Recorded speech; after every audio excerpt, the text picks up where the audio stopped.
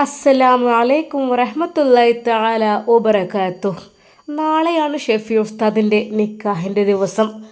തലേ ദിവസം രാത്രി ഷെഫി ഉസ്താദ് ഓരോന്ന് ആലോചിച്ചു കൊണ്ടിരിക്കുകയാണ്. റബ്ബേ, ഞാൻ എൻ്റെ മണിയറയിലേക്ക് ആഗ്രഹിച്ചിരുന്നത് എൻ്റെ പ്രിയപ്പെട്ട ജസീനയായിരുന്നു. പക്ഷേ അവൾ എന്നെ വിട്ടുപോയി. ഒരിക്കലും അവൾ ഇല്ലാത്തൊരു ജീവിതം എനിക്ക് ആലോചിക്കാൻ കഴിയുമായിരുന്നില്ല. പക്ഷേ എന്ത് ചെയ്യാൻ, എൻ്റെ ഉമ്മയുടെ ആഗ്രഹം. അല്ലെങ്കിലും അവളെ കാത്തിരുന്നിട്ട് അവളൊരിക്കലും എൻ്റെ അടുക്കിലേക്ക് ഇനി വരില്ലല്ലോ. പക്ഷേ എൻ്റെ ഉമ്മയുടെ നിരന്തരമുള്ള ഈ ഒരു അഭ്യർത്ഥന എനിക്ക് മാനിക്കുകയല്ലാതെ വഴിയില്ലായിരുന്നു. കാരണം എന്നെ പ്രസവിച്ച് ഇത്രയും വലിപ്പമാക്കിയ എൻ്റെ ഉമ്മക്ക് സ്നേഹത്തോടെ, സന്തോഷത്തോടെ, സമാധാനത്തോടെ ഞാനൊരു വാക്ക് കൊടുക്കുന്നത് അതൊരു നല്ല കാര്യമല്ലേ. അങ്ങനെ ഇതാ ഉമ്മയുടെ ഇഷ്ടപ്രകാരമാണ് ഞാൻ ഈ നിക്കാഹിന് വേണ്ടി ഒരുങ്ങിയത്. വെറുതെ പുറത്തേക്ക് നോക്കി ഒരുപാട് കണ്ണീരൊഴുക്കി. എന്തിനു വേണ്ടിയാണ്, ആർക്ക് വേണ്ടിയാണ് ഞാൻ ഈ കരയുന്നത് എനിക്കറിയുന്നില്ല. ഉസ്താദിന് ഉറക്കം വരായിട്ട് അവിടെ എഴുന്നേറ്റിരിക്കുകയായിരുന്നു. മകൻ്റെ റൂമിൽ നിന്ന് വെളിച്ചം കണ്ട ഉമ്മാക്കൊരു സമാധാനമില്ലായിരുന്നു. പടച്ച റബ്ബേ, എന്തൊക്കെയാണാവോ, എൻ്റെ കുട്ടി ഉറങ്ങിയിട്ടില്ലല്ലോ, സമയം 12 മണി കഴിഞ്ഞു. മോനെ മോനെ വാതിലിൻ്റെ മുട്ട് കേട്ട് ഉസ്താദ് ഉമ്മ. അവനതാ വാതിൽ തുറക്കുന്നു. എന്തുമ്മ? അല്ല മോനെ, നീ എന്താ ഉറങ്ങാത്തത്? ലൈറ്റ് ഓഫാക്കാത്തപ്പോൾ ഞാൻ ചോദിച്ചതാണ്. നിനക്കെന്താ പണി? ഒന്നുമില്ല. എന്തിനു ജനലൊക്കെ തുറന്നിട്ടിരിക്കുന്നത്? അതൊക്കെ അടച്ച് കിടന്നു മോനെ. തണുത്ത കാറ്റ് വരട്ടെന്ന് വിചാരിച്ചിട്ടാണ് മോനെ. ഫാൻ ഉണ്ടല്ലോ, ഫാൻ ഇട്ടാൽ പോലെ. ഉമ്മ, പ്രകൃതിയിലെ കാറ്റ്, അതാണ് എനിക്കിഷ്ടം മോനെ. പിന്നെ പേടിക്കാനൊന്നുമില്ല, ഗോൾഡൊക്കെ എൻ്റെ റൂമിലാണ്. എന്നാലും മോനെ ശ്രദ്ധിക്കണത് നല്ലതാണ്. ഒന്നുമില്ലല്ലോ അവിടെ? അതൊന്നുമില്ല ഉമ്മ. ഉമ്മ പോയി കിടന്നോളൂ, ഞാൻ കിടക്കാം. ഉമ്മ വിചാരിക്കണം, പഠിച്ചോനെ എൻ്റെ കുട്ടീൻ്റെ മനസ്സിലെന്താ, ഓനും എന്തോ ഒരു സുഖമില്ലാത്ത പോലെ ഉണ്ടല്ലോ. നാളെ നിക്കാഹാകുമ്പോൾ എല്ലാവർക്കും ഭയങ്കര സന്തോഷമുള്ള ദിവസമായിരിക്കും. പക്ഷെ എൻ്റെ കുട്ടിക്ക് എന്തോ എൻ്റെ മനസ്സിലുണ്ടല്ലോ. ഒടുവിൽ ഉസ്താദ് ലൈറ്റ് ഓഫ് ചെയ്ത് ഉറങ്ങുവാൻ വേണ്ടി കിടക്കുന്നു. പക്ഷേ തിരിഞ്ഞും മറിഞ്ഞും കിടന്നിട്ടും ഉറക്കം വരുന്നേയില്ല. അവൻ്റെ മനസ്സിൽ പല പല ചിന്തകളായിരുന്നു. റബ്ബേ, ഞാൻ ആഗ്രഹിച്ച എൻ്റെ പെണ്ണ് അതെനിക്ക് നഷ്ടപ്പെട്ടു പോയി. അതെനിക്ക് സഹിക്കാൻ കഴിയാത്ത ഒന്നായിരുന്നു. എൻ്റെ ജീവിതത്തിൽ വല്ലാത്തൊരു വിഷമാണത്. ഒരിക്കലും എൻ്റെ ജീവിതത്തിൽ അങ്ങനെ ഒരു ദുരിതമുണ്ടാവുമെന്ന് ഞാൻ വിചാരിച്ചില്ല. അത്രക്കും അവളെ ഞാൻ നെഞ്ചോട് ചേർത്തിരുന്നു. അവളെൻ്റെ ജീവിതത്തിലേക്ക് കൈപ്പിടിച്ച് ഉയർത്തണമെന്ന് ഞാൻ കരുതിയിരുന്നു. പക്ഷേ അവൾ പോയി, എന്നെ വിട്ട്. എന്നാലും എൻ്റെ പെണ്ണെ, നിനക്ക് എങ്ങനെ കഴിയുന്നു?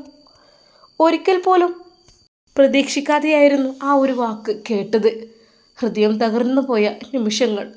എൻ്റെ പെണ്ണെ, നിനക്ക് എങ്ങനെ ഇതെന്നോട് ചെയ്യാൻ കഴിഞ്ഞു? അപ്പോഴും അവളെക്കുറിച്ചോർത്ത് കരയുകയാണ് ഉസ്താദ് ചെയ്തത്. എന്നാൽ ഇതാ നിക്കാഹിൻ്റെ തലേ ദിവസമായിട്ട് പോലും ഉസ്താദിന് ഉറക്കം വരുന്നില്ല.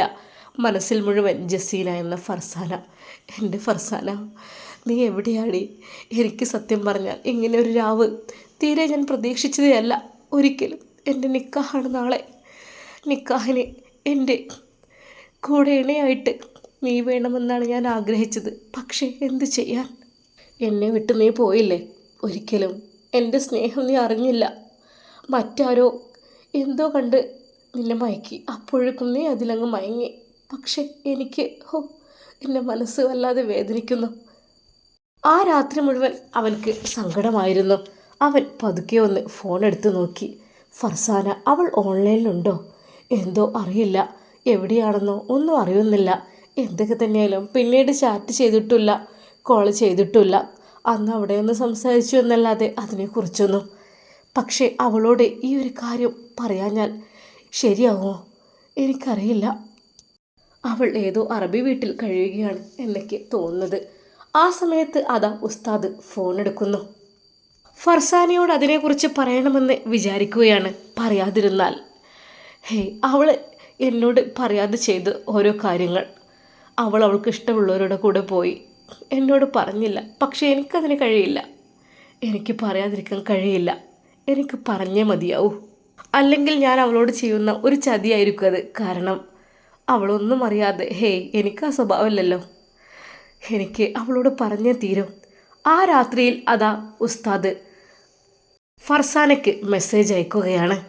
കാര്യങ്ങൾ ഒന്ന് പറയണം, അത്ര തന്നെ. വേറെ ഒന്നും അതിനപ്പുറത്തേക്കായിട്ട് ഞാൻ പ്രതീക്ഷിക്കുന്നില്ല. എന്തൊക്കെ തന്നെയായാലും എൻ്റെ ജീവിതത്തിൽ ആദ്യമായി എൻ്റെ മനസ്സിലേക്ക് സ്നേഹം കൊണ്ടുവന്നത് അവളായിരുന്നു. അതുകൊണ്ട് തന്നെ അവളെ എനിക്ക് മറക്കുവാനേ കഴിയുന്നില്ല. അവളേതായാലും എന്നോട് അങ്ങനെ ചെയ്തു, പക്ഷെ ഞാൻ അവളോട് അങ്ങനെ ചെയ്യില്ല. കാര്യങ്ങൾ പറയട്ടെ. എന്തെങ്കിലും മനസ്സിനുള്ളിൽ ബാക്കി വെച്ചിട്ടുണ്ടെങ്കിൽ അതൊക്കെ അവൾ മറന്നോട്ടെ. ഉസ്താദ് അതാ ഫോണെടുത്തു അവളുടെ പേജ് എടുക്കുന്നു. ഉസ്താദ് അതാ മെസ്സേജ് അയക്കുന്നു. എൻ്റെ ജസീന, എനിക്ക് പ്രധാനപ്പെട്ടൊരു കാര്യം പറയുവാനുണ്ട്. അത് നിന്നോട് പറയാതിരിക്കാൻ എനിക്ക് കഴിയില്ല. അതുകൊണ്ടാണ്. കാരണം ഇതുവരെ എൻ്റെ നെഞ്ചിൽ നിന്നെ ഞാൻ ഏറ്റു നടന്നു. പക്ഷേ നീ ഒരിക്കൽ പോലും എന്നെ അവഗണിക്കാതെ നീ നിൻ്റെ കാര്യങ്ങൾ ചെയ്തു പോയി. സാരല്ല, കുഴപ്പമില്ല. പക്ഷേ എനിക്കതിന് കഴിയില്ല ഒരിക്കലും. എനിക്ക് നിന്നോട് പറയണം. അല്ലെങ്കിൽ പിന്നെന്താ ഈ ഒരു സ്നേഹത്തിന് ഒരർത്ഥമുള്ളത്? ഫർസാനയുടെ ഫോണിലേക്ക് വന്ന മെസ്സേജ് അവൾ നോക്കുന്നു. ആരും ഈ സമയത്ത് എനിക്ക് വാട്സപ്പിൽ മെസ്സേജ് അയച്ചത്? ആരുമില്ലല്ലോ. എനിക്ക് ഫ്രണ്ട്സുകളോ ഒന്നുമില്ല. നമ്പറും അറിയില്ല. അല്ലാ, ഇത് ഷെഫി ഉസ്താദിൻ്റെ നമ്പറാണല്ലോ. ഒരു മെസ്സേജ്. അവളത് വായിച്ചു നോക്കി. പഠിച്ചോനെ, എന്ത് കാര്യമാണ് പറയാൻ നിൽക്കുന്നത്? അവൾ അപ്പോൾ തന്നെ അതാ ടൈപ്പ് ചെയ്യുന്നു. ഉസ്താദേ, എന്താണെങ്കിലും നിങ്ങൾക്ക് പറയാം. എൻ്റെ ഭാഗത്ത് ഏതെങ്കിലും തെറ്റുപറ്റി ക്ഷമിക്കണം.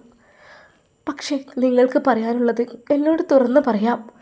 അവൾ മെസ്സേജ് അയച്ചു. ഉസ്താദ്, എൻ്റെ പെണ്ണെ, നീ ഒരിക്കലും ഇനി എന്നെക്കുറിച്ച് ഓർക്കരുത്. ഒരിക്കലും. കഴിയാനുള്ളതെല്ലാം കഴിഞ്ഞു. പക്ഷേ എനിക്ക് നിന്നോട് പറയാനുള്ളത്, എൻ്റെ ഉമ്മയുടെ നിർബന്ധപ്രകാരം ഞാനൊരു കാര്യത്തിലേക്ക് തയ്യാറെടുക്കുകയാണ്.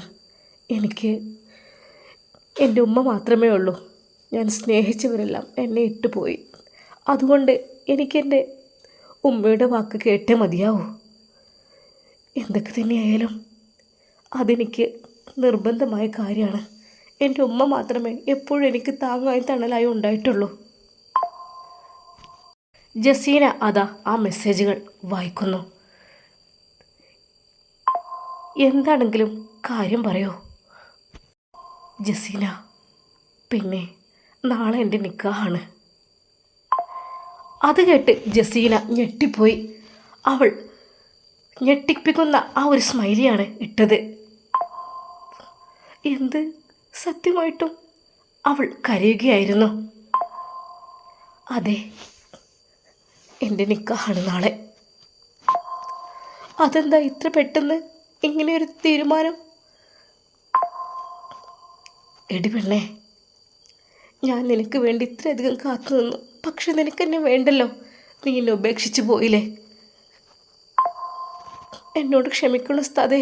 എന്നോട് പൊറുക്കണം. തെറ്റ് പറ്റിപ്പോയി. ഹേ, നീ പറഞ്ഞിട്ട് കാര്യമില്ല.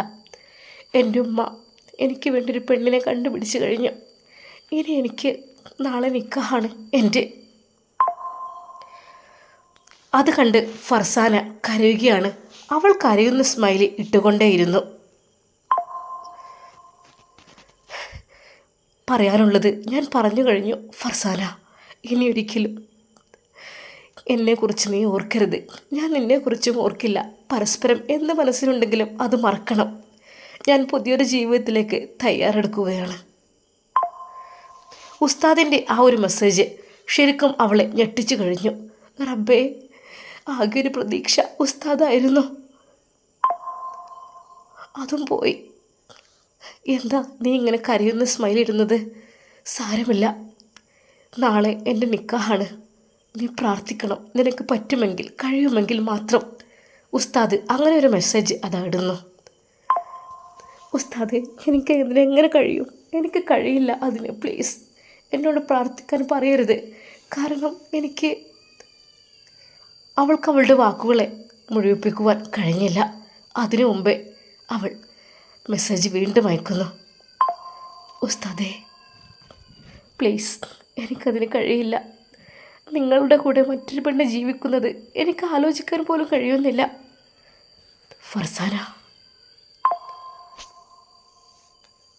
ഫർസാന, പ്ലീസ്, നീ അതിനെക്കുറിച്ച് ആലോചിക്കരുത്, ചിന്തിക്കരുത്. എനിക്ക് എൻ്റെ ഉമ്മ കണ്ടെത്തിയൊരു ജീവിതം അതെനിക്ക് തട്ടിത്തെറിപ്പിക്കാൻ വയ്യ.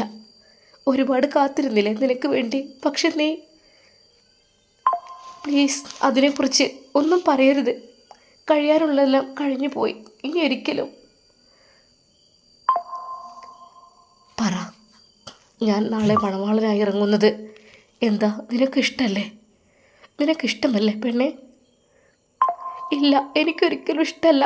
എനിക്കതിന് കഴിയില്ല. സോറി ഫർസാന. എന്താ, എന്തിന് സോറി? ഫർസാന, ഈ ഒരു കാര്യത്തിൽ എനിക്ക് എൻ്റെ ഉമ്മയുടെ തീരുമാനം എടുക്കാൻ കഴിയുള്ളൂ. നിനക്ക് വേണ്ടി ഞാൻ കാത്തിരുന്നിരുന്നു ഒരുപാട്. പക്ഷേ നീ എന്നെ ഉപേക്ഷിച്ച് പോയില്ലേ. പ്ലീസ് എന്നെ കൈവിടരുത്. അങ്ങ് മാത്രമാണ് എൻ്റെ മനസ്സിൽ. പ്ലീസ്, എനിക്ക് ഒരു തെറ്റ് പറ്റിപ്പോയെന്ന് ഞാൻ പറഞ്ഞില്ലേ. ഫർസാന, നിനക്ക് പറ്റിയത് ചെറിയ തെറ്റൊന്നല്ലല്ലോ, വലിയൊരു തെറ്റല്ലേ. ഒരിക്കലും മറക്കാനും പൊറുക്കാനും പറ്റാത്ത. സാരല്ല, പ്ലീസ് എന്നോട് ക്ഷമിക്കണം. എൻ്റെ പ്രിയപ്പെട്ട ഉസ്താദേ, അങ്ങേ ഒരുപാട് ആഗ്രഹിച്ചിരുന്നു, എനിക്കിഷ്ടമായിരുന്നു. പക്ഷെ എപ്പോഴോ അതിനിടയിലേക്ക് രാജേഷ് കയറി വന്നു. എൻ്റെ ചിന്തകളെല്ലാം മാറ്റിമറിക്കുകയായിരുന്നു. സത്യം പറഞ്ഞാൽ അയാളുടെ കൂടെ ശരിക്കും ഞാൻ ജീവിച്ചിട്ട് പോലുമില്ല. ആകെ കുറച്ച് ദിവസം മാത്രം. പക്ഷെ ഈ സമയത്ത് ഫർസാന ഗർഭിണിയാണ് എന്നുള്ള കാര്യമൊന്നും അവൾ പറഞ്ഞതേയില്ല. അവൾ അപ്പോഴും അത് മറച്ചു വെച്ചു. ഫർസാന, പറഞ്ഞില്ല എന്ന് പറയരുത്. നാളെ കൃത്യം 9 മണിക്ക് ഇൻഷാ അല്ലാ ഞാനിവിടുന്ന് പുതിയാപ്പിള ഇറങ്ങും നിക്കാഹിന് വേണ്ടിയിട്ട്. പിന്നെ ഞാൻ നീയും തമ്മിൽ ഒരു ബന്ധവും ഉണ്ടാകാൻ പാടില്ല, ഒന്നും ഉണ്ടാകാൻ പാടില്ല. കാരണം എന്തെങ്കിലുമൊക്കെ ഉണ്ടായിക്കഴിഞ്ഞാൽ പിന്നെ അത് ഭയങ്കര തെറ്റായി മാറും. നീ എന്നെ വിവാഹം കഴിക്കും, അല്ലെങ്കിൽ എന്നെ ഇഷ്ടപ്പെട്ട് എൻ്റെ കൂടെ വരുമെന്ന് വിചാരിച്ചത് കൊണ്ട് മാത്രമാണ് ഞാൻ ഇത്രയും കാലം പിടിച്ചു നിന്നത്. പക്ഷേ അതെല്ലാം നഷ്ടപ്പെട്ടില്ലേ. നീ നല്ല രീതിയിൽ സന്തോഷത്തോടെ റാഹത്തോടു കൂടി കഴിയണം. അവിടെ പ്രാർത്ഥിക്കണം ഞങ്ങളുടെ ജീവിതത്തിന് വേണ്ടി.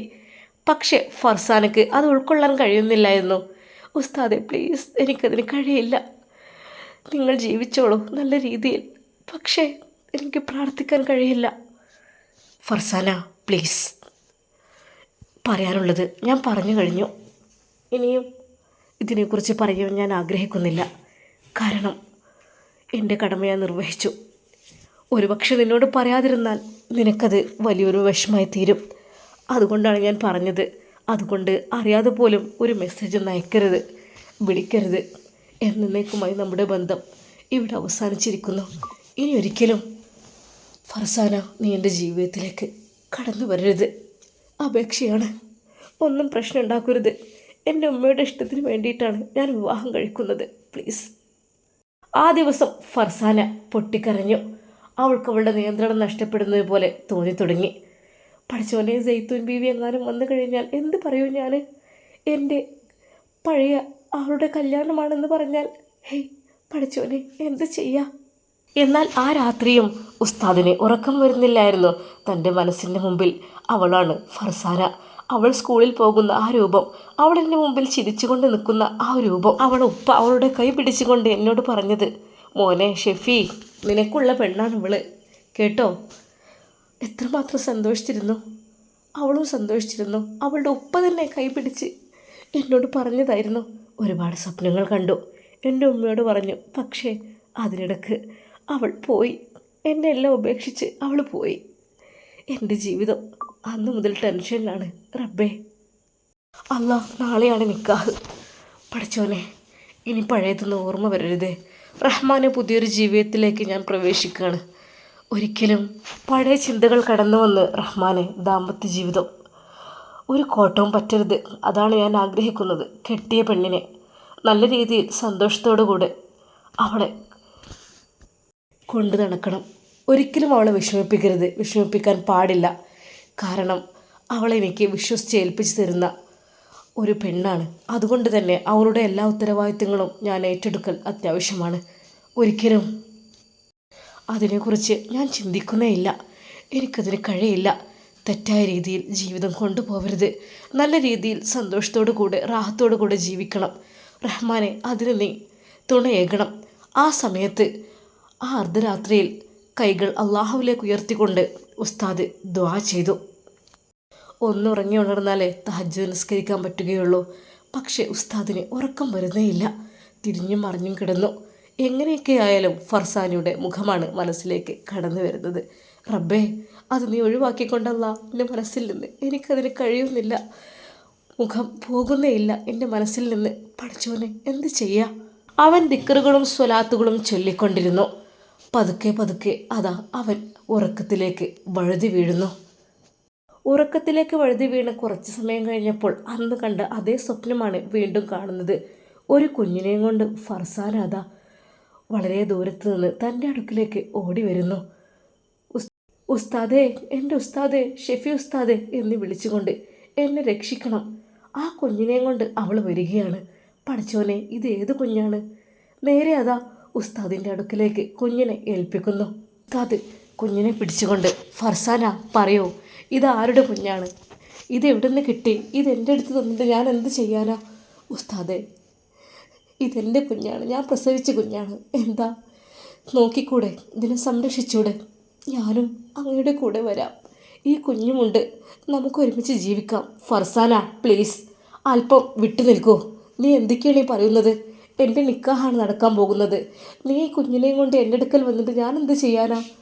ഉസ്താദെ, കുഞ്ഞ് മാത്രമല്ല, അങ്ങയുടെ കൂടെ ഞാനുണ്ട് ജീവിക്കാൻ. എനിക്കിഷ്ടമാണ് അങ്ങയെ ഒരുപാട്. എനിക്ക് അങ്ങയുടെ കൂടെ ജീവിക്കാൻ വളരെയധികം ഇഷ്ടമാണ്. പ്ലീസ് എന്നെ തട്ടി മാറ്റരുത്.